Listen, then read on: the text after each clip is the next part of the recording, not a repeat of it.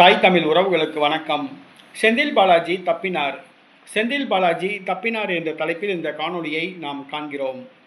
தமிழ்நாடு முன்னாள் அமைச்சர், திமுக முன்னாள் அமைச்சர் செந்தில் பாலாஜி. இவர் ஒரு சில நாட்களாக தலைமறைவாக இருந்தார். அதாவது ஊத்தங்கரை தொகுதி சட்டமன்ற உறுப்பினர் இளையராஜாவுக்கு 50 கோடி ரூபாய் பேரம் பேசிய பிரச்சனையில் இவர் சிக்கியதாக கூறப்பட்டது. செந்தில் பாலாஜி இதில் முதல் குற்றவாளி என்று கூறப்படுகிறது.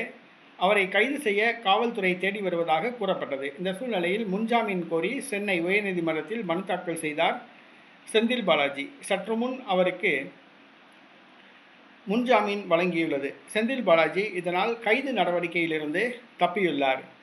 செந்தில் பாலாஜி கைது நடவடிக்கையிலிருந்து தப்பியுள்ளார். சம்பந்தப்பட்ட காவல் நிலையத்தில் காலை மாலை 2 நேரமும் ஆஜராகி கையெழுத்திட வேண்டும் என்று நீதிபதி உத்தரவிட்டுள்ளார்.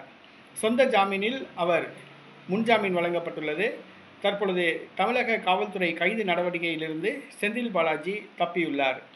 செந்தில் பாலாஜி தற்பொழுது அமலாக்கத்துறை வழக்குகளை சந்தித்து வருகிறார் என்பது குறிப்பிடத்தக்கது. மேலும் அவருக்கு இந்த வழக்கு ஒரு சிக்கலை தந்துள்ளது.